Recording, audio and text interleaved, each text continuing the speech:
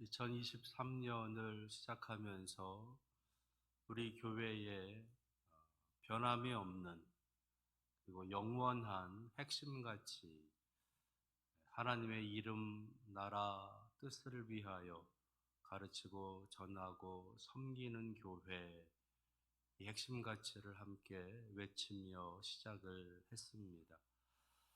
예수 그리스도께서 이 땅에 오신 이유이고 예수 그리스도께서 이 땅에 이루시고자 하시는 모습이며 이 땅에 교회를 세우셔서 그 교회를 통해서 이루시고자 하시는 하나님의 꿈, 예수 그리스도의 꿈, 그것이 바로 하나님의 이름, 나라, 뜻을 위하여 가르치고 전하고 섬기는 교회이다라는 것.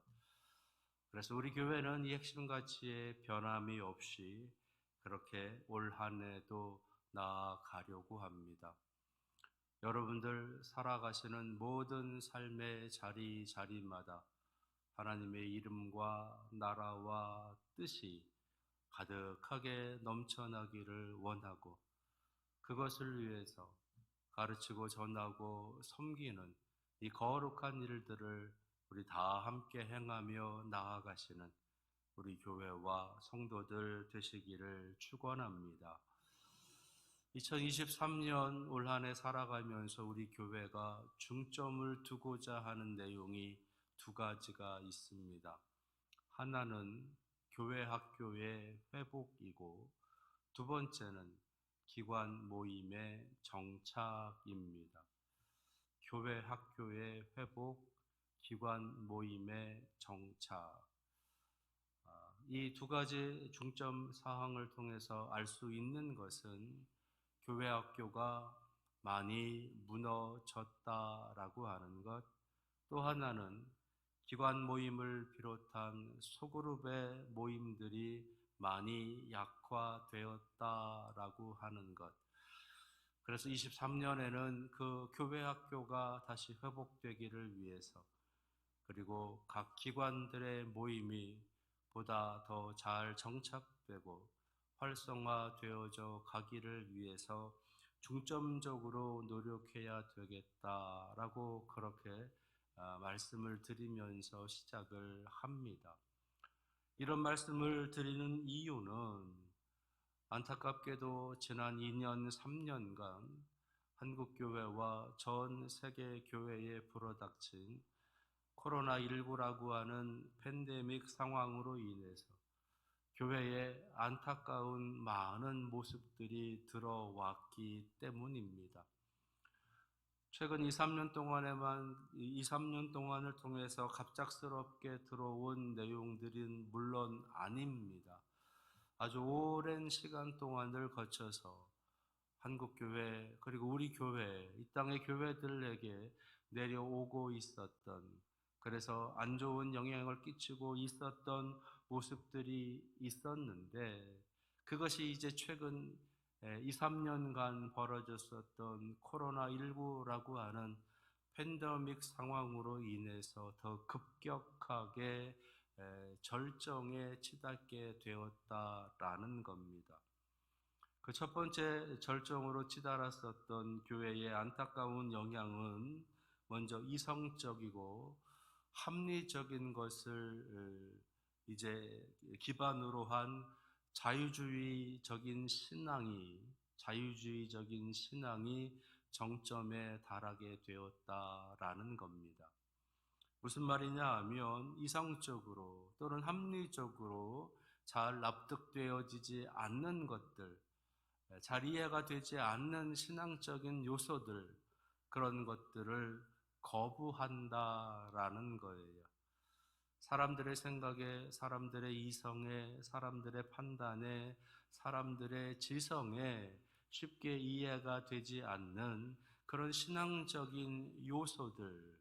그래서 그것이 하나님의 말씀이 되었든 성경의 말씀이 되었든 교리가 되었든지 간에 그것이 좀처럼 납득이 되지 않는 그 모든 신앙적인 모습들에 대해서는 거부한다라는 겁니다. 그래서 더 이성적으로 더 합리적으로 받아들일 수 있는, 받아들이게끔 되어져 있는 것들만 신앙으로 용인하겠다라고 하는 것이 나타났다라는 겁니다.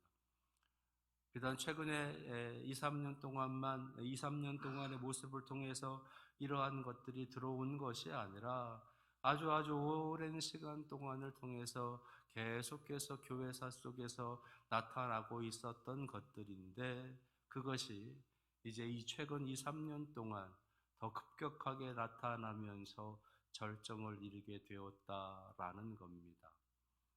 자기 생각에, 자기들 판단에, 자기들 어떤 이성에 제대로 맞지 않는 것들, 그러한 어떤 비이성적인 어떤 신앙은 거부한다라고 하는 논리인 거지요. 또 하나 나타나고 있는 절정에 달하고 있었던 안 좋은 영향, 그것은 개인주의 신앙의 절정에 해당하는 겁니다. 개인주의적인 신앙, 이것이 절정에 이르게 되었다라고 하는 것. 이것은 무엇이냐 하면, 신앙이라고 하는 것이 다분히 개인적이다라는 겁니다. 내가 믿는 거, 내가 바라는 거, 내가 원하는 거, 내가 이루고자 하는 거, 그것을 위해서 내가 의지하려고 하는 그러한 신앙의 모습들, 신앙의 마음들, 그것에 대해서 강요하지 말라라는 것이에요. 그것이 개인주의 신앙의 절정에 해당하는 모습이다라는 겁니다. 그러니까 내가 믿고 싶을 때 믿고, 내가 믿고 싶지 않은 것들은 믿지 않겠다라는 것이에요. 하나님을 믿는 것이건 성경을 믿는 것이건 또는 이 세상에 일어나고 있는 초자연적인 현상을 믿는 것이건 모든 신앙적인 면에 있어서 그것은 내가 하는 것이다. 그러니 나로 하여금 그 신앙을 강요하지 말라라고 하는 겁니다. 그래서 내가 알아서 믿을 테니, 내가 알아서 할 테니 너무 깊게 교회에서는 관여하지 말라라고 하는 그런 개인적인 신앙들이 절정으로 나타났다라는 겁니다. 그러면서 또 하나 나타난 현상이 탈교회화의 현상이에요. 탈교회화의 현상. 그것은 뭐냐 하면 굳이 교회를 다니지 않아도 내 신앙을 내가 잘 지키면 되는 것 아니냐라는 것입니다. 개인주의 신앙의 절정에 이르다 보니까 자신의 신앙에 대해서 교회에서 간섭하거나 관여하는 것에 대해서 거부하면서 굳이 내가 그렇게 원하지 않는 교회, 다니고 싶지 않은 교회, 별로 필요하지 않은 듯이 보이는 그러한 교회 공동체, 내가 나갈 이유가 없다라는 겁니다. 그러면서 교회를 떠나는 것이에요. 그러니까 신앙이라고 하는 이름은 있는데, 신앙의 모습은 가지고 있는데 교회가 없다라고 하는 것입니다. 그것이 탈교회화의 현상이다라는 것. 이러한 모습들이 최근 2, 3년 동안 특별히 코로나19와 관련되어져 있어서 이 땅에 많은 교회들, 많은 신앙인들에게 이러한 영향을 끼쳤다라는 것이에요. 그리고 우리 교단에도 이러한 현상이 극단적으로 나타나고 있다라는 겁니다. 최근 설문조사, 우리 교단에서 한 설문조사의 결과에 의하면 30대, 40대에 해당하는 성도들 가운데에 교회를 굳이 나가지 않아도 된다라고 여기는 사람들의 비율이 43%나 되었다라고 합니다. 그러니까 100명 중에서 43명 정도가 굳이 교회에 나가 다니지 않아도 자신의 신앙생활을 지키는 것에 대해서 조금도 거리낌이 없다라는 것이, 그것이 30대, 40대들이 가지고 있는 신앙의 모습이다라는 겁니다. 그 30대들, 40대들이 앞으로 20년, 30년 뒤에는 이제 60대, 70대들에 해당이 되어지게 되지요. 그러면 그 60대, 70대들의 성도들이 교회에 얼마나 남아 있겠느냐라는 것. 우리 교회뿐만 아니라 한국 교회의 앞으로의 20년, 30년 뒤의 모습이 어떠할까? 어떠할까? 43%가 굳이 교회를 다니지 않아도 된다라고 여기는 이들로 점점 더 채워져 간다면 교회를 굳이 다녀야 될 이유가 어디에 있겠느냐라고 하는 것. 이것이 지금 우리 한국 교회가 직면하고 있는 안타까운 모습인 거고 그 영향을 그대로 교회 학교가 받고 있는 것이고 각 소그룹들의 모임들이 받고 있다라는 겁니다. 교회도 나가지 않는데 소그룹으로 모일 이유는 더더군다나 없는 것이에요. 그러다 보니까 더 개인화되어지고 더 개인적인 어떤 신앙의 모습들이 더 급격하게 확대되어지면서 탈교회화의 현상이 더 크게 나타나고 있다라는 것입니다. 이러한 모습들을 바라보면서 어떻게 해야 할까? 우리 한국의 교회들이, 이 땅의 교회들이 어떻게 다시 회복함으로 나아가야 될까? 어떠함으로 돌아가야 될까? 라는 것들을 놓고 말씀을 연구하고 기도하면서 나아갑니다. 그 대표적인 말씀, 그 대표적인 기도의 제목, 대표적인 어떤 교회의 모범으로 꼽히고 있는 교회가 바로 오늘 함께 읽은 초대 예루살렘 교회의 모습이다라는 것이에요. 이성적이고 합리적인 자유주의 신앙과 개인주의 신앙 그리고 탈교회화의 신앙이 점점 더 팽배해져 가고 있는 지금의 이 상황 속에서 이 땅의 교회들이 다시 회복해야 될 교회의 모습은 바로 초대 예루살렘 교회의 모습이다라는 겁니다. 그래서 오늘 함께 읽은 말씀 속에 말씀을 통해서 초대 예루살렘 교회가 가지고 있었던 그 성장과 그 교회의 모습을 살펴보면서 우리 교회도 다시 그러한 교회로 나아가고자 하는 그러한 비전과 그러한 어떤 도전을 받을 수 있는 이 시간이 될 수 있기를 바랍니다. 먼저 우리 초대 예루살렘 교회가 그렇게 그 교회로서의 성장을 굳건히 지켜갈 수 있었던 그 성장의 비결, 그 첫 번째는요, 개인 구원의 영적인 신비로운 체험들이 있었다라는 겁니다. 개인 구원의 영적인 신비로운 체험이 있었다는 겁니다. 오늘 43절에 있는 말씀 보시게 되면 사람마다 두려워하는데 사도들로 말미암아 기사와 표적이 많이 나타나니 라고 기록하고 있어요. 여기서 사람마다 두려워했다라고 기록합니다. 그리고 사도들로 인해서 기사와 표적이 많이 나타났다라는 겁니다. 여기서의 기사와 표적은 하나님께서 하시는 일이 이 우리의 삶 속에 나타나고 있는 현상들, 다시 말해서 초월적인 신비적인 어떤 영혼 구원과 관련되어져 있는 그런 신비로운 체험들이 나타났다라는 겁니다. 그리고 사람들마다 두려워했다라고 하는 것, 신앙의 신비 중에 하나는 두려움이에요. 신비로운 어떤 영적인 체험들을 하게 되면 그의 마음속에는 두려움들이 나타나게 됩니다.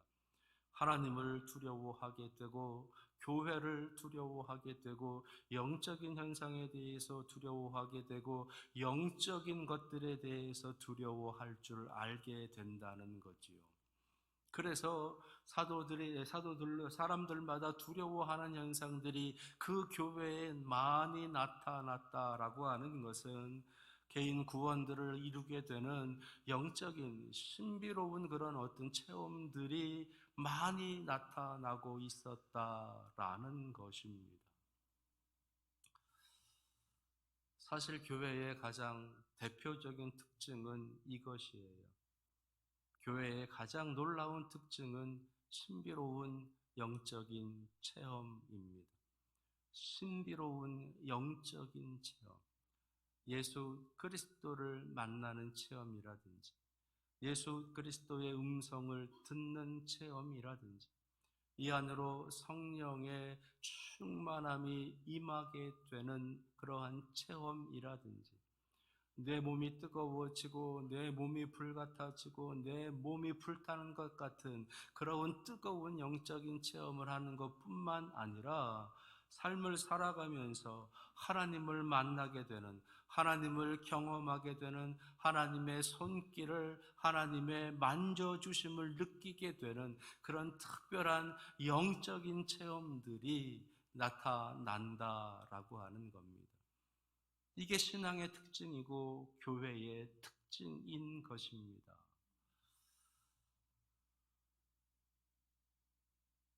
우리가 바로 그런 사람들이었어요. 우리가 바로 그러한 영적인 특별한 경험이 있는 사람들, 영적인 신비로운 경험이 있는 사람들, 영적인 신비로운 체험이 있는 사람들이었다라는 겁니다. 근데요, 언제부터인가 이 영적인 특별한 신비로운 체험들에 대해서 그렇게 교회에서 또는 기도의 어떤 삶을 통해서든 그런 신비로운 체험들이 점점 더 약화되어져 갔다라는 겁니다. 그래서 그러한 하나님을 만나는 체험이라든지 예수 그리스도의 음성을 듣는 체험이라든지 성령의 충만함을 받는 그러한 체험들은 다른 사람들의 이야기, 옛날의 이야기, 옛날에 있었던 이야기들로만 그렇게 전해져 오게 되었다라는 것입니다. 여러분들은 예수 그리스도를 만나신 경험이 있으십니까? 여러분들은 예수 그리스도의 음성을 들은 영적인 그 신비로운 체험이 있으십니까? 여러분들은 여러분들의 심령 안으로 성령 충만함의 그 뜨거움이 들어와서 도무지 견디지 못하고 하나님 앞에 자복하고 무릎 꿇고 회개하고 기도했었던 그런 영적인 체험이 여러분들에게는 있으십니까? 초대 예루살렘 교회가 그렇게 단단한 교회로 성장할 수 있었던 가장 근간이 되어지는, 가장 기반이 되어지는 놀라운 역사는 바로 이 영적인 신비로운 체험에 있었다라는 것. 그래서 사람마다 두려워하고 교회도 두려워하고 성도들도 두려워하는 그런 하나님의 신비로운 체험이 있는 그런 교회였다라는 것입니다. 우리 사랑하는 문의교회가 그 누구에게도 그 무엇으로도 함부로 여겨지지 않는 이런 두려움이 가득한 영적인 신비로운 그런 경험이 가득한 그런 교회로 나아가기를 원합니다. 우리 사랑하시는 교회의 23년 한 해 동안 이런 놀라운 영적인 체험들이 끊임없이 일어나게 하여 주옵소서. 함께 기도하고 나아가시는 여러분들 될 수 있기를 바랍니다. 초대 예루살렘 교회가 그렇게 든든하게 성장을 계속할 수 있었던 두 번째 비결은요, 교회와 그리고 소그룹에서의 사랑을 경험했기 때문입니다. 교회와 소그룹에서의 사랑을 경험했기 때문에 오늘 44절에 있는 말씀부터 46절에 있는 말씀까지를 쭉 보시게 되면 교회 성도들이 그 안에서 많은 사랑을 경험하고 있었다라고 하는 내용이 담겨져 있습니다. 믿는 사람들이 다 함께 있어서 모든 물건을 서로 통용하고 재산과 소유를 팔아 각 사람의 필요를 따라 나눠주고 날마다 마음을 같이하여 성전에 모이기를 힘쓰고 집에서 떡을 떼며 기쁨과 순전한 마음으로 음식을 먹고, 사람들이 교회에 모일 때마다, 사람들이 교회뿐만 아니라 각 개인 가정의 집에 모일 때마다 서로 나누는, 서로 베푸는, 서로 함께 그렇게 사랑을 경험하게 되는 일들이 그 속에서 일어나고 있었다라는 겁니다. 많으면 많은 대로, 부족하면 부족한 대로 서로의 은혜, 서로의 사랑을 나누면서 서로의 필요를 채워주고 서로의 먹거리도 채워주고 서로의 삶을 채워주고 하는 그 체험이 그 속에서, 그 사랑의 경험이 그 속에서 끊임없이 일어나고 있었다라고 말씀하고 있는 것입니다. 소외당하고 있었던 이들에게 교회가 또는 소그룹이 그들에게 사랑을 나누어 주고 있는 것이에요. 그래서 나도 이곳에 가면 사랑을 받을 수 있다. 나도 이들과 함께 있으면 사랑을 받을 만한 존재다. 나도 이곳에 가게 되면 나도 사랑을 받을 만한 그런 자격이 있는 존재다라고 하는 것을 그의 마음속에서 느끼게 되었다라는 겁니다. 그 속에서 그 누구 하나도 사랑에서 소외되거나 사랑에서 배제되거나 사랑에서 멀어지거나 하는 것이 아니라 그 사랑 안으로 들어오고 더 들어오고 더 들어오면서 깊은 하나님의 사랑을, 깊은 예수 그리스도의 사랑을, 깊은 교회의 사랑을 그 속에서 경험하고 있었다라는 거예요. 오면 오는가 보다, 가면 가는가 보다.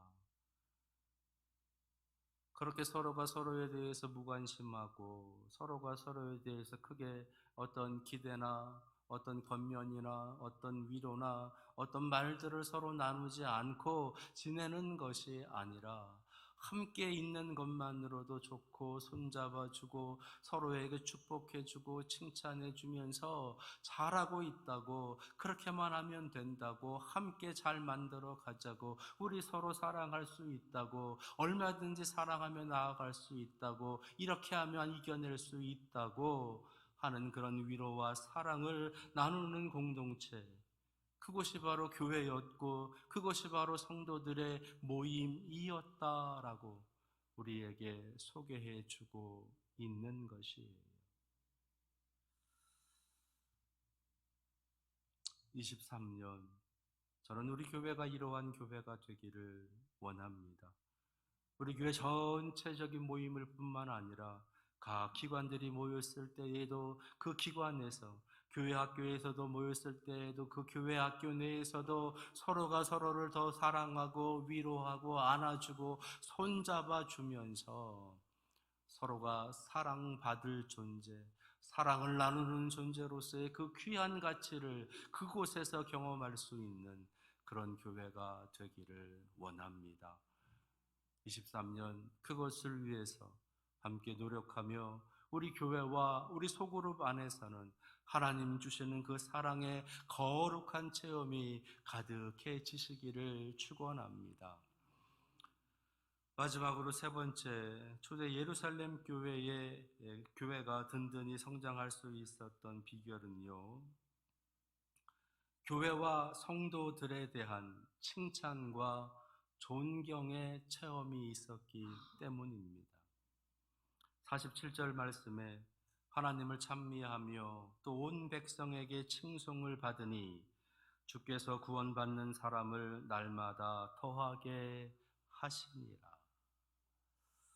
주께서 구원받는 사람을 날마다 더하게 하셨다라고 하는데, 그렇게 날마다 더하게 될 수 있었던 이유를 그 윗절에서는 온 백성에게 칭송을 받았다라고 말씀하고 있습니다. 온 백성들에게 칭송을 받았다, 칭찬을 받았다는 거예요. 존경함을 받았다, 존중함을 받았다는 겁니다. 그 초대 예루살렘 교회가 그 교회에서 모이고 있는 소그룹들의 모임들이 칭찬을 받았다, 존중함을 받았다, 존경함을 받았다라는 겁니다. 저들의 모임은 바른 모임이야. 저들이 모여 살아가는 삶의 모습은 너무나 본받아야 될 그러한 아름다운 모습이야. 라고 하는 그런 칭찬과 도전과 모범이 되어주는 그러한 모습들이 그곳에서 나타났다라는 것입니다. 믿음이 있건 믿음이 없건 그 모임을 바라보는 사람들의 마음에 기쁨이 있고 그들의 모임을 바라보는 마음에 즐거움이 있고, 그래서 나도 그 모임에 함께 하고 싶다고, 나도 그 모임 속에 들어가고 싶다라고 하는 그런 소망이, 그런 열망이 나타나는 그러한 공동체들의 모임이었다라는 것이에요. 그래서 그들이 나가서 자연스럽게 교회를 자랑합니다. 교회를 칭찬합니다. 교회가 이렇게 복된 교회로 나아가고 있다. 이렇게 바람직하게 나아가고 있다. 다른 사람들에게 도전이 되고 모범이 되어지는 삶을 살아가고 있다라고 그렇게 칭송을 받는 일들이 나타났다라는 겁니다. 근데 우리는 여기서 한 가지 더 생각해야 될 것은, 그러한 칭찬이, 그러한 존경이 정말로 전혀 믿지 않는 사람들 그 입을 통해서만 나타나고 있었을까라고 하는 것이에요. 아니요, 그보다 더 근원적으로 그 교회에 모이고 있었던 성도들의 입술을 통해서 교회가 자랑되어지고 교회가 칭찬되어지고 있었다라는 겁니다. 그러니까 교회는 교회를 자랑하고 성도는 교회를 자랑할 때 하나님께서는 그 교회들을 든든히 세워 가셨다라는 것입니다. 우리 교회를 포함한 이 땅의 교회들, 한국의 교회들, 많은 세상의 지탄의 대상이 되어지고 비판의 대상이 되어지고 손가락질의 대상이 되어졌습니다. 그래서 교회를 향해서 칭찬보다는 더 원망이나 안타까운 그런 소문들이 더 퍼져 나가고 있었습니다. 그에 비해 성도들은 그러면 나가서 어떻게 했느냐? 성도들은 교회에 대해서 자랑하고, 성도들이 나가서 교회에 대해서 칭찬하고, 성도들이 나아가서 교회에 대해서 존중하고 존경하고 그러한 교회를 자랑하고 있었는가? 그렇지 못했다라는 거예요. 초대 예루살렘 교회는 교회를 자랑했습니다. 초대 예루살렘 교회 성도들은 교회를 칭찬했습니다. 그래서 하나님의 이름을 자랑하고 예수 그리스도의 사랑도 자랑하고 교회의 사랑도 자랑하고 있었습니다. 그것이 초대 예루살렘 교회가 성장할 수밖에 없었던 비결이었다라고 오늘 말씀에서 들려주고 계십니다. 여러분들은 교회를 자랑하시나요? 여러분들의 입술은 교회를 칭찬하고 있습니까? 여러분들의 입술이 교회를 존경하고 있습니까? 여러분들의 마음이 교회에 대해서 선하고 온전하고 바른 마음을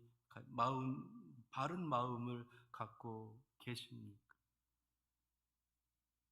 세상의 비판을 그대로 들으면서, 세상의 비판을 그대로 전하면서, 세상의 비판을 그대로 받아들이면서 그렇게 나아가고 있는 것은 아닌가? 23년 저는 우리 교회와 우리 교회에 속해져 있는 모든 소그룹들이 칭찬받는 교회, 칭찬받는 그런 소그룹이 되기를 원합니다.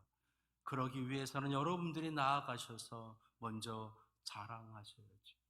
여러분들이 입을 열어서 먼저 칭찬하고 여러분들이 입을 열어서 먼저 존경할 때 우리 교회에 대한 선한 소문이, 바른 소문이 우리와 더불어 살아가는 이 지역에 여러분들이 살아가는 모든 삶의 곳에서 나타나게 되리라 믿습니다.